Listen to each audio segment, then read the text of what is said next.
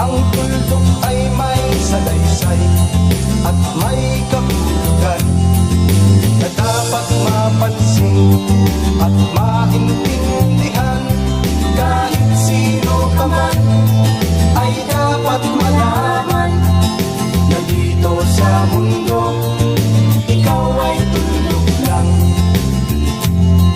Kahit na ang araw sa kalangitan, siya ay tuldok lamang sa kalawakan.